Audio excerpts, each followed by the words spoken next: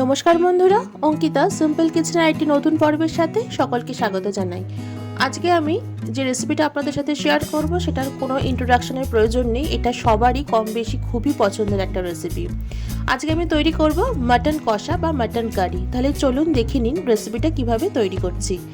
এখানে আমি 1 কেজি পরিমাণে মাটন নিয়ে নিয়েছি, আর মাটনটাকে খুব ভালো মতন করে পরিষ্কার করে নিয়ে এর মধ্যে দিয়ে দিচ্ছি 2 চামচ লবণ।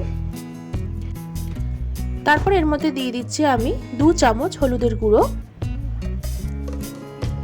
দিয়ে দিলাম 1 চামচ পরিমাণে লাল লঙ্কার গুঁড়ো, দিয়ে দিচ্ছি এখানে 2টো মিডিয়াম সাইজের পেঁয়াজ বাটা, আর দিয়ে দিচ্ছি এখানে 1 চামচ আদা রসুন আর কাঁচা লঙ্কা বাটা।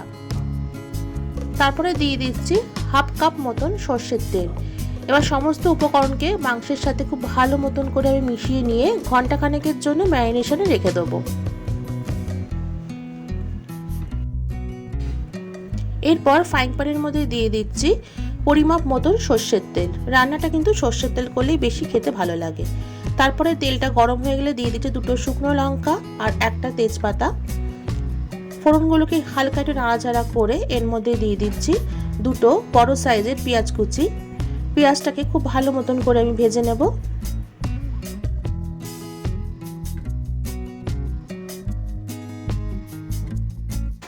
পেঁয়াজটা ভালো মতন করে ভাজার পরে এর মধ্যে দিয়ে দিচ্ছি 2 চামচ আদা রসুন আর কাঁচা লঙ্কা বাটা। তারপরে সমস্ত কিছু আমি আবারও ভালো মতন করে একটু ভেজে নেব যতক্ষণ না আদা রসুনের কাঁচা গন্ধটা চলে যায়।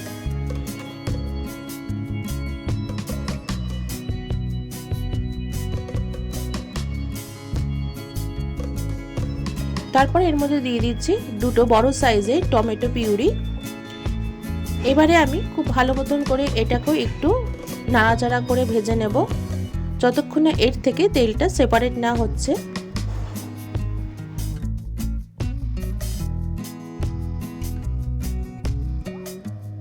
দেখতেই পাচ্ছেন তেলটা কিন্তু খুব সুন্দরভাবে ছেড়ে এসছে। এবার এই পর্যায়ে দিয়ে দিচ্ছি আগের থেকে ম্যারিনেশন করে রাখা মাটনগুলো। মাটনটাকে দেওয়ার পর আমি 6-7 মিনিট ধরে খুব ভালো মতন করে কষিয়ে নেব। আর এই সময় গ্যাসের ফ্লেমটাকে হাই টু মিডিয়ামে রেখেই কিন্তু মাংসটাকে কষিয়ে নিচ্ছি।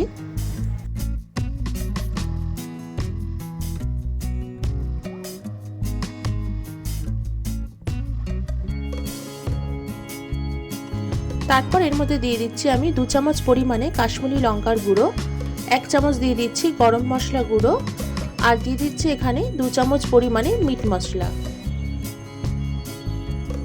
এবার সবকিছু আমি আবারও খুব ভালো মতন করে 5-6 মিনিটের জন্য কষিয়ে নিচ্ছি।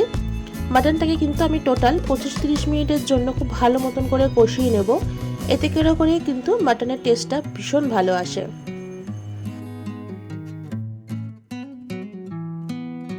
প্রায় 10-15 মিনিট ভালো করে কষিয়ে নেওয়ার পর এবারে আমি এটাকে ঢাকা চাপা দিয়ে রেখে দেবো আরও 20 মিনিটের জন্য। 20 মিনিট পর ঢাকনাটা আমি সরিয়ে নিচ্ছি, আর মাটনটা থেকে কিন্তু অনেকটা পরিমাণেই জল বেরিয়ে এসছে। আমি আবারও খুব ভালো মতন করে সব কিছুর সাথে একটু মিশিয়ে নিচ্ছি।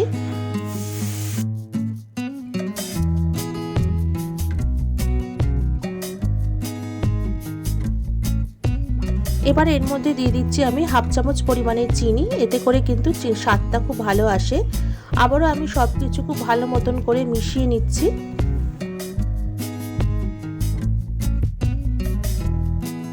এরপর আমি এখানে দিয়ে দিচ্ছি হাফ চামচ পরিমাণে লবণ। ম্যারিনেশনের সময় কিন্তু আমি 2 চামচ পরিমাণে লবণ দিয়েছিলাম, তাই আমি এখানে অল্প একটু লবণ দিয়ে দিলাম। এবারে সব কিছু আমি আবারও খুব ভালো মতন করে কষিয়ে নিচ্ছি। এবারে আমি একটা প্রেসার কুকার নিয়ে নিয়েছি, আর প্রেসার কুকারের মধ্যে আমি মাটনগুলোকে ট্রান্সফার করে দিচ্ছি।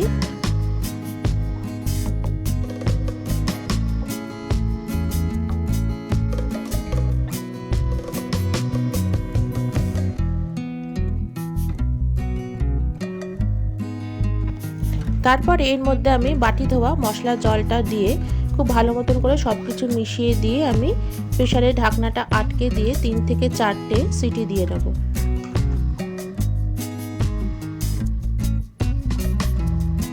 প্রায় 3টে সিটির পর আমি ঢাকনাটা খুলে নিচ্ছি। এই পর্যায়ে আমি কয়েকটা আলুর টুকরো অ্যাড করে দিচ্ছি।